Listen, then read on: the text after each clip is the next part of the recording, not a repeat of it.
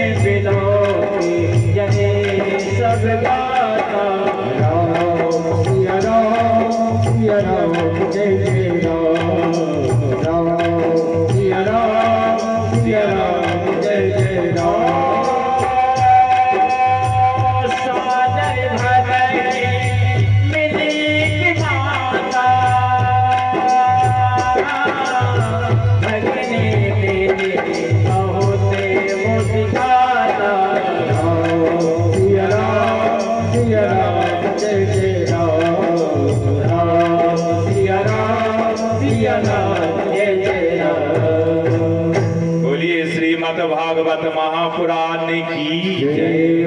तो माता प्रेम से बोली सती से, बहन बिटिया आ गई? हाँ आ गई।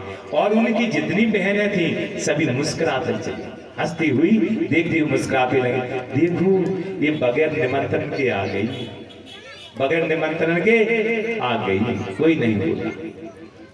और ये सभी जब हवन सामग्री धुलती है भंडारे के लिए, गेहूं धो के डालती हैं, बीनती हैं, कंकड़ वगैरह सभी सखियां बैठी हैं, उस समय सती की माता कहती है मेरे दामाद को पत्र नहीं दिया और मेरी बिटिया बगैर निमंत्रण की आ नहीं सकती। सभी को कह रही है, सखियों में कह रही है, पार्वती की माता कह रही है कि वो बगैर बुलाए आ नहीं सकती। देवहूति कह रही है कि मेरी पुत्री है, आपके बगैर बुलाए नहीं आएगी। और उधर देखा तुझे तो आप बगैर बुलाई आ गई, सभी कह रही हैं।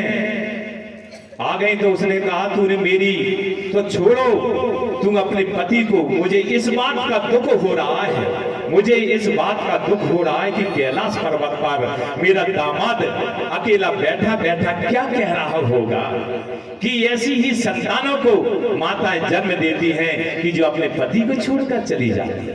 इस बात का मुझे दुख हो रहा है, मेरा दामाद कैलाश पर्वत पर अकेला बैठा बैठा क्या सोचता होगा।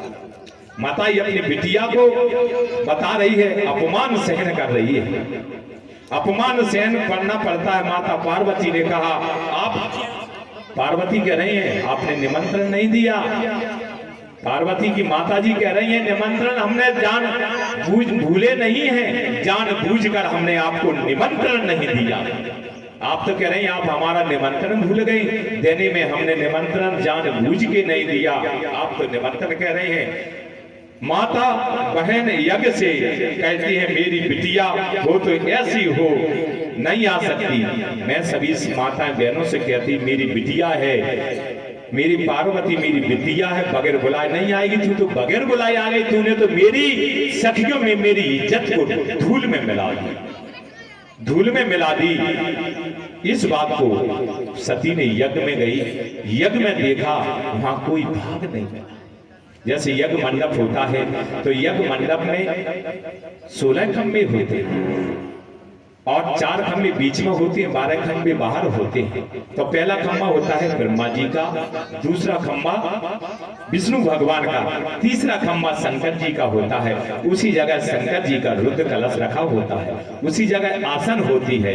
उस जगह देखा कि मेरी स्वामी पार्वती परमात्मा का इस जगह नहीं है। सती ने देखा तो कोई हंस रहा है, कोई दांत काट रहा है, कोई दाढ़ी नच रहा है।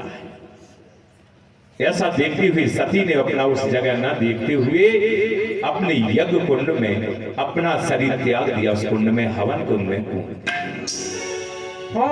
सुनहु सभाए सकल मुनिंदा, कही सुनी जिने संग करे सिया राम सिया राम जय जय राम, सिया राम सिया राम जय जय राम। सो भले होते ले सब हो, भले भाते बचताओ पिताओ, सिया राम सिया राम जय जय राम, सिया राम जय जय राम। अरे कहियोगे अगले तन जाना, भयो सकले बचे आहारा, सिया राम जय जय राम, सिया राम जय जय राम। बोलिए श्रीमद् भागवत महापुराण की जय। तो नंदी ने आकर शंकर भगवान से कहा कि सती ने यज्ञ मंडप में अपना शरीर को हवन कुंड में त्याग दिया। उसी वक्त उनकी नींद लाल हो गई। उसी वक्त उन्हें अपनी एक जटा को पृथ्वी पर पटक दिया। शंकर उस जटा से एक वीरभद्र नाम का वीर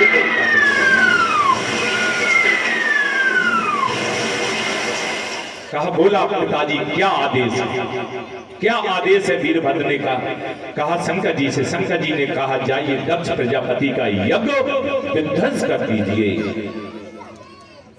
दक्ष प्रजापति का यज्ञ करने के लिए ये को पहुंचा जटा से ऊपर किया हुआ वीर को भेज दिया, वीरभद्र को भेज दिया। वीरभद्र ने किसी की दाढ़ी उखाड़ दी, किसी के दांत को तोड़ दिया, किसी का दक्ष प्रजापति का सिर धड़ से अलग कर कुंड में डाल दिया। यज्ञ विध्वंस हो गया। भगवान को शंकर भगवान को निमंत्रण भेजा, क्योंकि जो कार्य है कार्य चल रहा उस कार्य को पूरा करना पड़ता है, पूरा कार्य करना पड़ता है। मेरे शंकर भगवान अपने गणों के साथ सभी के साथ गए। यज्ञ को पूर्ण किया। जिसकी दाढ़ी उखाड़ दी थी वो बकरे की ऐसी दाढ़ी हिला रहा था, उसको दाढ़ी लगवा दी। किसी के नेत्र फोड़ दिए, कहा आप अपने मित्रों के निगाह से आप भोजन करेंगे, देखेंगे एक दूसरे को आप सतुआ पिएंगे। जिसके दांत टूट गए अब हम क्या करेंगे, कैसे भोजन करेंगे, तो आपको सतुआ पीना। भगवान ने यज्ञ को पूर्ण किया तो दक्ष प्रजापति काय का है, अभिमान के। और बकरा काय का होता है, अभिमान। बकरा को भी अभिमान है और दक्ष प्रजापति को भी अभिमान है। आपने देखा होगा बकरा बकरियां सब जंगल को जाते हैं, पाल के यहाँ होती हैं, कहीं कहीं कोई और लोग लाके, तो बकरियां सिर झुका के चलती हैं, बकरा सिर उठा के चलता है। जिसको अभिमान होगा वो सिर उठा के चलता है, अभिमान का सिर कटता है।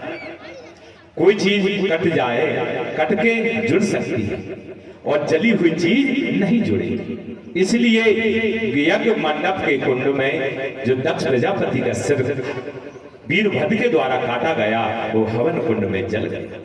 जली हुई चीज जुड़ती नहीं। तो फिर बकरे का सिर काटकर दक्ष प्रजापति को लगा। तो दक्ष प्रजापति भी अभिमान है और बकरा को भी अभिमान है। अभिमान को अभिमान का सिर लगाया गया।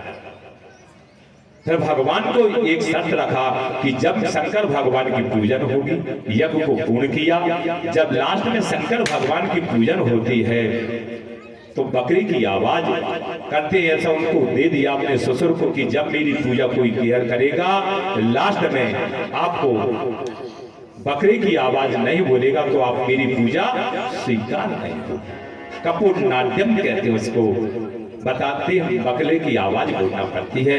इसलिए दक्ष प्रजापति का यज्ञ मेरे शंकर भगवान ने पूर्ण किया और दक्ष प्रजापति को जो थी उसको अपने मूल हिलाते हुए भगवान ने उनको अपने धाम को भेज दिया। और नहीं कोई और नहीं भोलेनाथ से